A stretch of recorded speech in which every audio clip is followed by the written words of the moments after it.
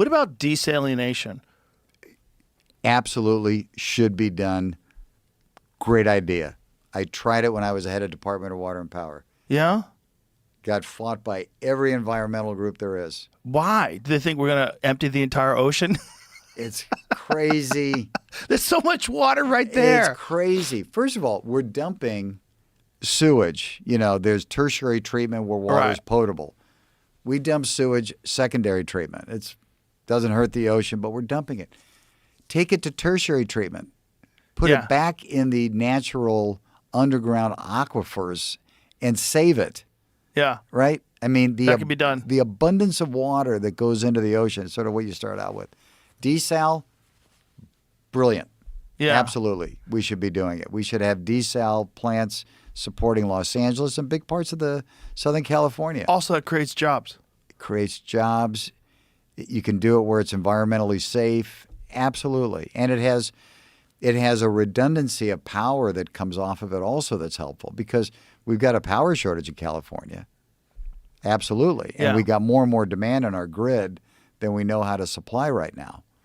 And work as a redundancy of power? Well, because you've got to generate a lot of power for the desal. When the desal's not operating, you've still got an operating power plant there. So you can skew up the operation in order to have additional energy coming off your desal plant. Okay. And you got to build a power plant to desal because of the amount of power it consumes to clean the water.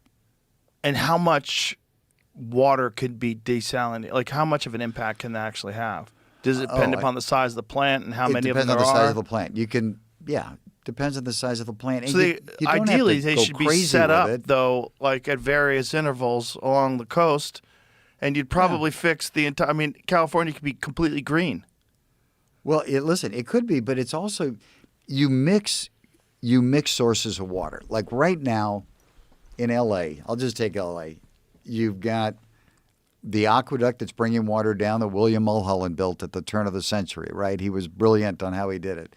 There isn't one pump. It's all gravity flow that comes down from Inyo County, Owens Valley, comes down. There was a whole bunch of controversy and everything, but all of that has sort of been fixed.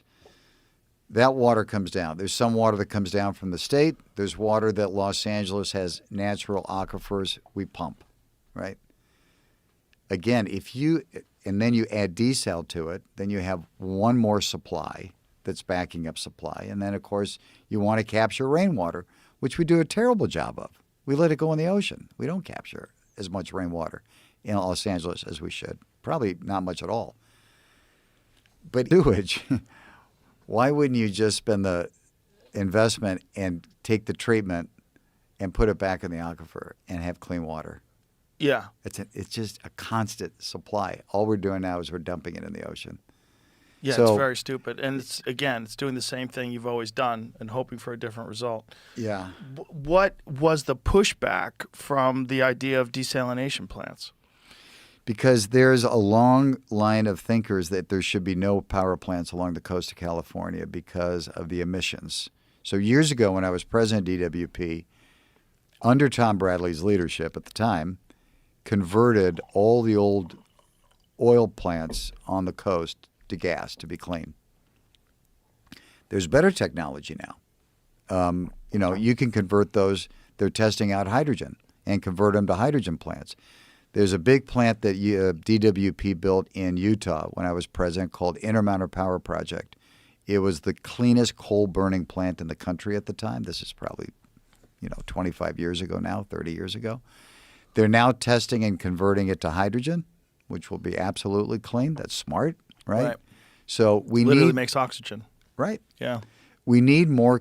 The question is, how do you boil water? Pick your source. That's what a plant does. A plant boils water, creates steam, spins a turbine. You got electricity. Right. So whatever kind of fuel you want, we built.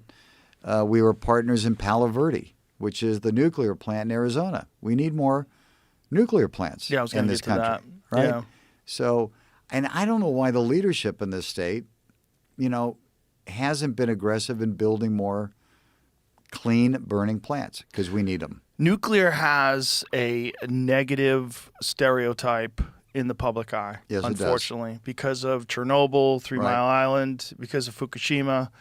People think nuclear, they think disaster. They think terrible waste. Right. You can't get away from it. It pollutes the ground forever.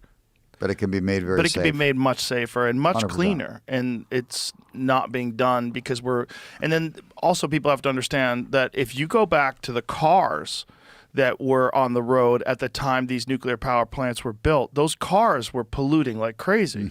You get a brand new car, the emissions are far less. Yeah, or you get a Tesla, sure. you have none. Yeah. Right? So, like, why would we look at the same old architecture of these, like, the Fukushima one's a prime example. It only had one backup generator. The backup generator went out, they were done. They have them now where they can actually shut them down. They have, like, there's new designs. Oh, yeah. And listen, Palo Verde, again, is probably 20 or 30 years old.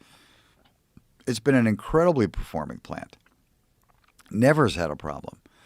So, again, this is where you sort of get into what your point is. Get somebody from the outside who's thinking big, who's thinking outside the box, right? Who wants to change the landscape for the better way of having a quality of life, and is willing to think big. And you're going to get kicked in the head sometimes, and not every idea is going to make sense and work. But you only get there if you throw enough good ideas out on the table that you figure things out, right?